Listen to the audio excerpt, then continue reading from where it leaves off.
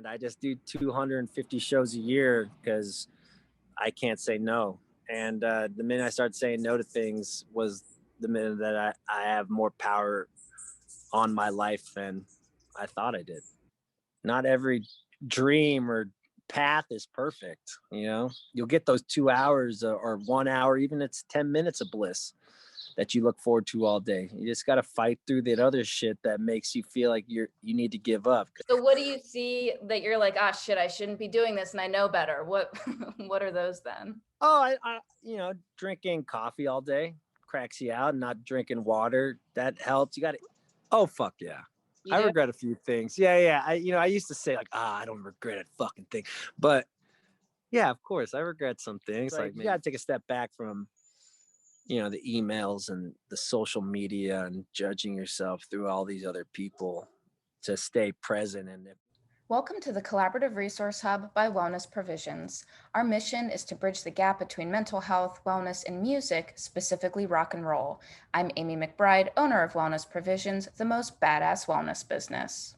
Wellness Provisions supplies rock and rollers with high-quality supplements. We give you a trustworthy place to go where you can essentially shop blindfolded. Our wellness kits were created out of a need to simplify your shopping experience and make it stress-free. You'll get the most effective nutrients in the least amount of bottles with the least trial and error. Immerse yourself in the Collaborative Resource Hub by going to our website where you'll have access to helpful resources that can nudge you in the right direction. Let's inspire each other. If that guy did it, so can you. Find the Collaborative Resource Hub interviews on YouTube, all major podcast platforms, and get cool music and wellness perks by supporting us on Patreon. Last but not least, my legal disclaimer: nothing in this interview or the Collaborative Resource Hub substitutes medical advice. Please connect with your GP if you need medical guidance. Andy Frasco, hello, what is up? How you doing? I'm good. How are you? I'm doing good. I'm in LA filming my talk show, and I have a day off, so I'm with Eric Krasno right now, trying to continue on my new record. All right, that's a lot. Does your shit show, are there going to be laugh tracks at all? Oh, you know it. It's like the podcast. I got a whole laugh track. Yeah, it's all quarantine style, so I got to make myself. Someone's got to laugh at my dumb jokes. I guess. There you go. The computer may as well. Yeah, totally. So how would you describe your band, Andy Frasco and the UN, to someone who has not heard you before? We just like to have a good time. We try to get people out of their comfort zones a little bit and just try to get them to dance. That's my biggest thing. I want people to be present when they're at my shows. So if I got to get crazy and jump in the crowd and get the dance party rocking early, just so we could get off our phones for a little bit. That's what I'm trying to do with the show. So it's cool. That is good. And so you also have the shit show and your podcast. Do you want to speak to any of those? Kind of let people know what those are about? Yeah, I do a mental health awareness with musicians and comedians and people in the music scene. We talk about what's going on, their childhood and stuff. And we talk a little bit about music, but we mostly talk about who they are as people and how we could all be okay with our insecurities. I mean, that's the hardest part is, not being afraid to say no and not being afraid to just be who you want to be, Yeah. I mean, and that's what it is too. And I mean, that's what I'm doing with this is the relatability factor, realizing that people, how they dealt with something and how you could apply that, to your own life. I think it's important. 100%. I mean, if you can't be honest with yourself, who are you going to be honest with? Right. So people don't know how to be honest with themselves. I think they do. They're just afraid to. It's like you could hurt other people's and kind of shoo away, but if you hurt yourself, then you feel that shit. You could run away from the pain that you give others, but you can't run away from the pain you give yourself. So was there a point in your own life when you realized you had to be your own priority, otherwise you weren't going to make it? Yeah, I mean, a couple years ago, I thought I was burnt out. I was going to quit and stuff. And I was just, taking too much coke and just living for the moment of whatever after party. And it wasn't getting me anywhere. I'd wake up from it just feeling more shitty about myself than I did before I started abusing it. So I really had to take a stop, and it was kind of deflecting me from being the musician I want to be and not just a party guy. So I had to slow it down so I could focus back on my message and my songs, and just trying to do my part to keep people present. I felt like I was being hypocritical when I'm talking about being present, and I was all fucked up. Right. What kind of like tactics did you employ to kind of straighten yourself out? I went to therapy. uh I went to therapy, talked to someone every week. I cleaned up. I I I learned how to say no. It's hard for me to say no. I say yes to everything. I'm like over hyper, and I just do 250 shows a year because I can't say no. And the minute I started saying no to things was the minute that I have more power on my life than I thought I did. Yeah. What kind of therapy did you do? Any specific form that helped more than others, maybe? I talked to this old Jewish dude. He's neurotic, and he puts it in perspective. I have kind of like the only child syndrome. My sisters are older than me, and I kind of lived, you know, with my parents, but like as a single, like as like an only child in a sense. So it's like I never gotten said no to. So I felt like if I can't, if everyone says yes to me, I should say yes to everyone else. So with that, I kind of like dug a hole that was getting a little too deep, and I was overworking myself and over Right. compensating, and yeah, I was burning out. I was Yeah. burning on both ends, and that's not productive. I mean, you can work hard, but if you work too hard on things that aren't as important to you as other things should be, then you start digging a ditch you can't get out of. Yeah, and I mean the quality of the work suffers. It's not as good as it could be. And like, Yeah, yeah, totally. I mean like, and that's the thing is like, well, like when I started my business, I was working like nonstop. And then I had some shifts happen and realized that like, okay, if I actually take time to like breathe and think, the work is better. I feel better. 100%. I mean, we're artists at the end of the day. So, like, if you're not happy with your work, it doesn't matter how many other people are going to say they're stoked on it. You got to be pumped up about it. Yeah. Is there anything else aside from learning how to say no that you would like advice you would give your younger self, that you know now that would be cool if you Listen and not just like say you're at, not just ask questions. I used to do this in my first couple years of the podcast where I'm going to be an interviewer, but I'm not fucking listening. I'm just waiting for my turn to give them the question I want to give. And that's not a conversation. So like I had to listen. I started listening like 2 years ago. It's hard to listen sometimes. congratulations. No, I'm pumped up. I mean, like I said, like when you're one track minded or stubborn or maybe a little egotistical or whatever you're going through to make you feel like you're more powerful than you are, you start believing your shit, and you don't want to take advice, and you got to Yeah. start taking advice. Yeah. Have there been any like podcasts or like books or anything that have helped you kind of like level out or like self-betterment kind of stuff? Yeah, I love Osho. I loved Osho forever until I watched that documentary. It kind of dampened a little darker light on cults and shit, but like his words were good. Who is Wild Wild Country. You watch that? that? Mm-mm. It's about this like Buddhist community that moved to Portland and like took over fucking Oregon, and like it's badass. I thought it was great, but like the reason why everyone was so fucking hidey tidy on him is because his words were about being present, and it was like Buddhism for Western busy minds who have to always stay busy. That's like we're not, we don't have to be this busy. We're just trained to, Right. we don't need to be. Oh, that's what the quarantine taught me, was like I don't need to be doing something every fucking day. I can Mhm. sit down and chill. And If only as you I say that, as know. I'm fucking doing 4 fucking shows at once. But you have the awareness for, when you can incorporate the balance, you know that you can. Oh yeah, like yesterday I was supposed to write. I had my first day off. we've been shooting the shit show for like 2 weeks, and then I had 2 days off. I'm like, well, I could either watch Netflix or I could work on my record that I need to work on. But I realized if I started working yesterday on it, then I'd be fried. And so I took a day. I slept, got some Chinese food, and I'm ready to go again. Today's a new day. What kind of Chinese food did you get? I like soups. I like Asian soup. That's the shit to me.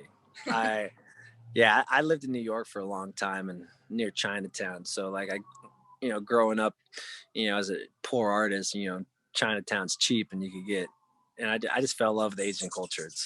It's simplicity, and that's important too.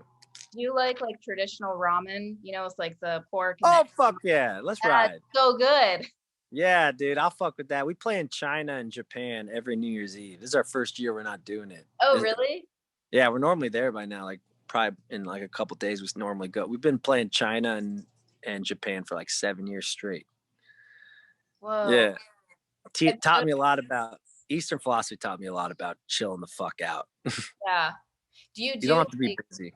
Do you do anything like special? Do you have time to do anything special when you're there to kind of like visit some cool sites, or I don't know, immerse yourself in like that kind of relaxing Asian? Yeah, I used to go to all the temples and stuff and chill out, but like now as my schedule gets busier, I'm getting a little more busier.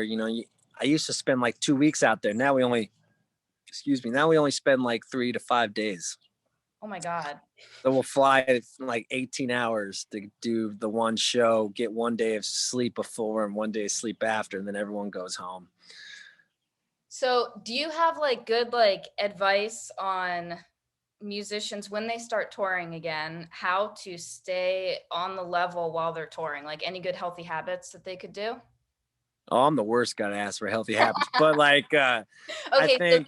So what do you see that you're like, ah, shit, I shouldn't be doing this, and I know better? What are those then? Oh, I drinking coffee all day cracks you out. Not drinking water, that helps. You got to, when you're driving, give yourself something to do. So like, if you have an 8-hour drive, make sure you're like either listening to a podcast or like not going crazy and overthinking why you're on the road. Like you got to stay. Those are the hard parts. The 2 hours of being on stage is easy. That's what we love to do. We live to do that. But those other 8 hours when you're in the van, or when you're nursing a hangover and you got to wake up at 6 a.m. to drive 12 hours, you got to take a day to realize this anxiety is just because I drank a bottle of Jameson and not because I'm going crazy and I hate this job. It's like, you love this job. You just, not every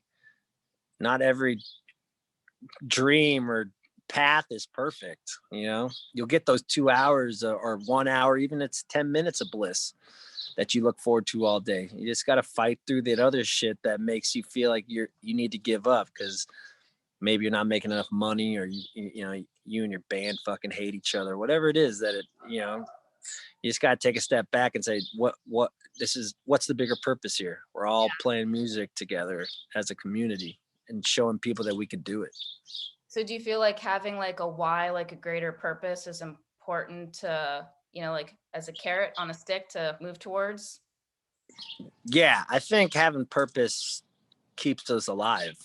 I think people are afraid when they stop having purpose, they start thinking, why am I living? And purpose could be anything. It doesn't have to be a dream. It could be, your fucking dog, or it could be, that eating ramen, that cookie that you limit yourself to that one cookie a night. You look forward to that cookie, and that, just always look forward to living. I know it's hard to say, and it's harder than it actually is, but like, find something that you look forward to doing. And if you're in a rut and you don't have anything you're looking forward to, then start soul searching.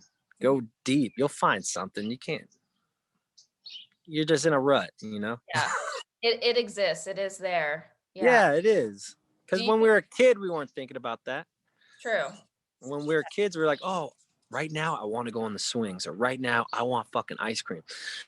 And you got it, and you're happy, Yeah. We got to stop thinking just because we're a little bit older that we still have those kid instincts, That is true. Do you do like any journaling, or do you just like think and keep stuff in your head? Yeah, my podcast is just my fucking journal. it's, it's my crazy fucking thoughts. I'm in my room.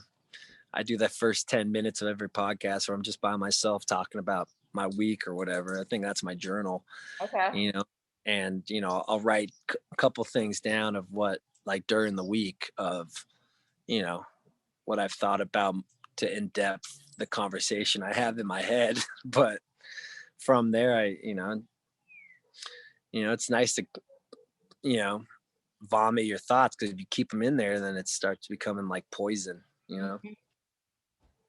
Do you ever meditate?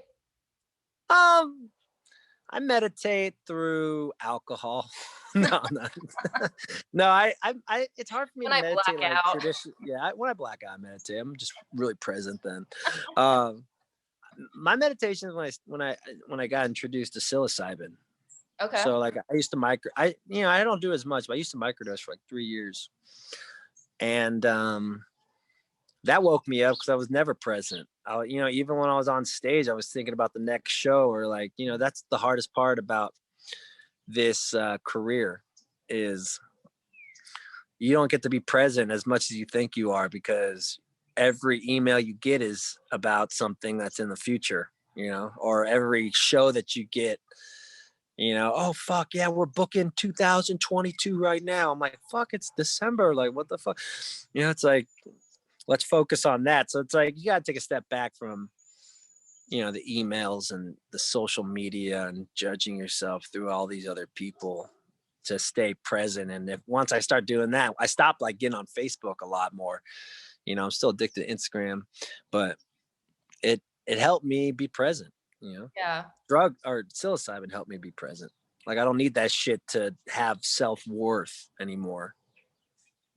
So Maybe a little bit because I'm a musician, but not as much as I used to, I guess. do you compare yourself to other people? All the fucking time, because our life is so different than a lot of people's. Everyone, a lot of people have 9 to 5s or has a relationship and they go home to see their spouse. Like you got to keep love around for 2 months of not seeing somebody. And I never had the patience to do that. This is why I've never had a relationship. But Do you want to I have and patience for it? yeah, as I get older, you don't want to die alone, I guess. But but I'm still on my path and I'm still focused in on my work, and if I pull the George Clooney, get married at 50, fuck it, let's ride. I don't Yeah. mind it. I mean, it happens when it happens, right? Yeah, I ain't forcing love. That's the hardest thing. People get in relationships because they're lonely, not because they love them. Totally. And that's the toughest part. That's the toughest pill to swallow, because all of a sudden you have 5 years into a relationship just because of loneliness, and maybe you weren't as lonely 5 years from now. Maybe you met other people and you're stuck because you don't want to start something new or something. I don't know though, but I'm the wrong guy to ask about relationships. I Well, I don't think the fucking other know. thing too is just like society in general. Like you feel like you're supposed to have this at this time and this at this time in your life. And, not everyone lives on that timeline. Yeah, it's like the American dream or whatever. Yeah, it's not for everybody. And knowing that Yeah. that's okay, that like it doesn't have to be your dream is like important. Oh, 100%. So, 100%. are there any supplements or anything that you take? I'm curious. Yeah, I take a Aside from liver your, detox. huh? I take a liver detox. But I just heard that from a girl who just got her liver taken out. That doesn't do shit, but it's like a placebo for me. But it works. Like my eyes look better. You're not And pillow. yeah, and then I take some like enzyme from my gut, because all that fucking Jameson and cigarettes and fucking shit I ate for the last 15 years. I'm 32 now. My gut finally said we've had enough. And then I'll take vitamin D. Okay. Do you know how much vitamin D you take? What I 5,000. That's what I take. Let's Nice. go. Yeah, my doctor said, I was worried. I'm like, oh fuck, every time I go to the doctor, I always think the worst, like fucking something in my dick or like some lung thing, or It's like, no, you're good. You just have vitamin D deficiency. I'm like, damn, okay, I need to get out of this van. Yeah. I mean, everybody does though. And I mean, people think, oh, I'm outside, I'm in the sun, I'm getting vitamin D, but you'd have to be like fucking naked out there for like a half hour to absorb anything that makes a difference. Yeah, like I heard people are like boofing sunshine. Or what? They're boofing, like they're like spreading their assholes out and like getting sunshine. And supposedly it works, but I don't. I'm too shy to do that. I'm not gonna be rolling outside. I don't know, my neighbor's gonna come out like me asshole out, you know? Yeah. Well, and then you risk like sunburn on your bum, and that sounds bad. Yeah, I ain't fucking any of that. I'll let the other people in the world do that. Yeah. Just keep I'll just take taking my vitamin vitamin D. pills. I'm good on the vitamin. Yeah. You know, your liver supplement, it probably does help. Like there are herbs that legit do help to make your liver more efficient with detoxing shit. So Man, I've ever since I take these pills, they've been great. They're called like Hum. Yeah, I have to buy them at Sephora. Yeah, HUM. I have to buy them at Sephora. I kind of feel soft. I got to buy it at the makeup store. I'm like, yo, can I get some of that Hum? Like, I got you, Frasco. I'm like, thank you. here's a free lipstick. Yo, yeah. Yo. It's like, yo, you need some cover up too for that. Hey, so listen, what's your favorite quote? Ooh, favorite quote. Yeah. Probably anything that involves any coach saying something to a team. Like Rocky.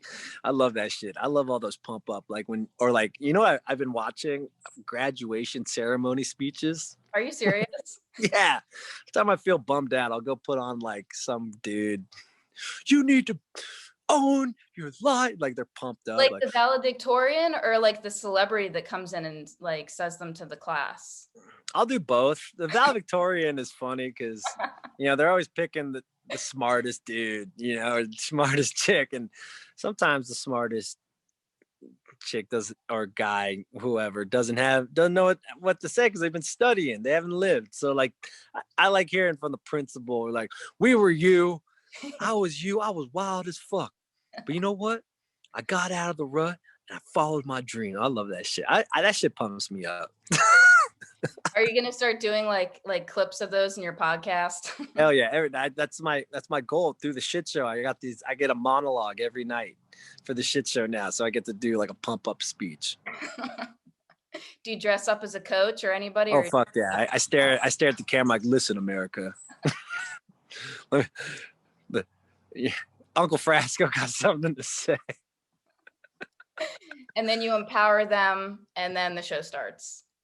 Yeah, you know, it's like that's the thing. You should always try to empower people. That's the beautiful thing about life, and like letting our words, you know, have our words have meaning. Is they should be empowering. You shouldn't let bum anyone out. It sucks. Yeah.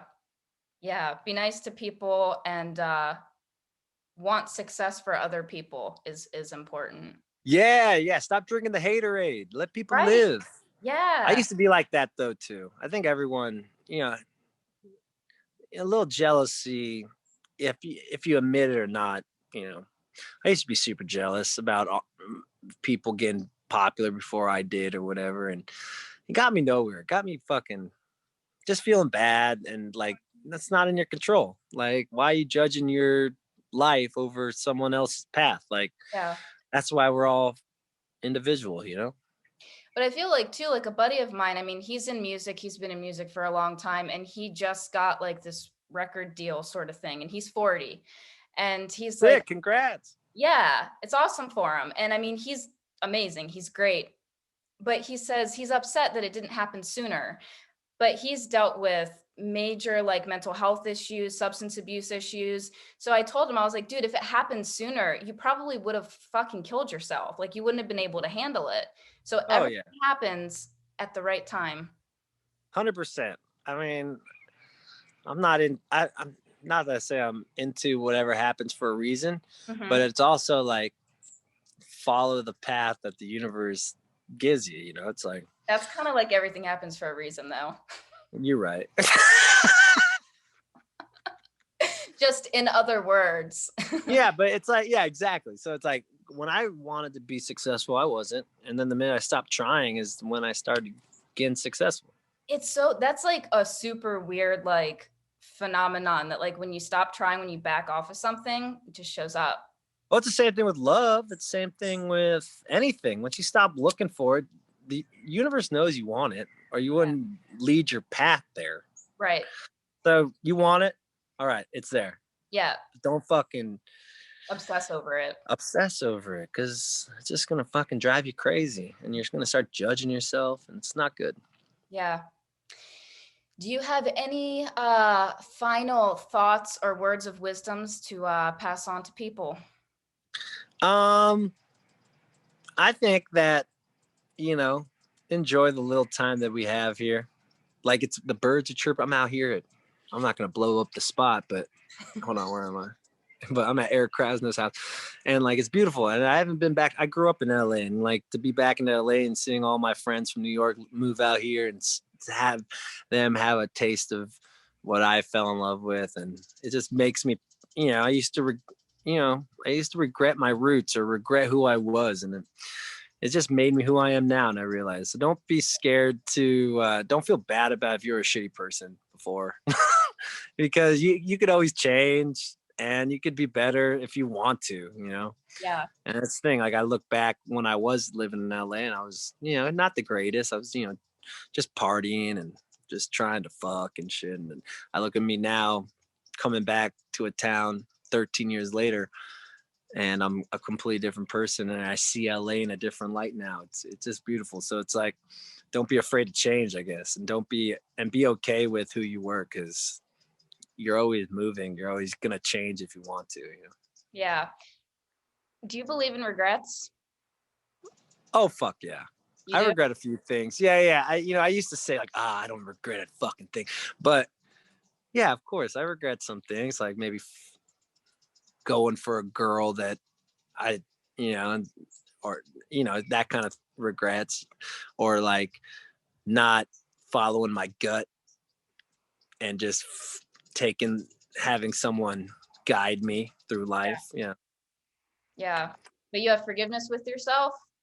Yeah. More and more every day. It's a hard, that's the hardest pill for me, is to forgive myself, because,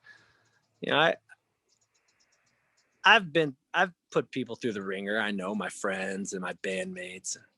It's just, and it wasn't I just don't want to be misunderstood for the ringer, I don't want my emotions to affect just because I dealt with something,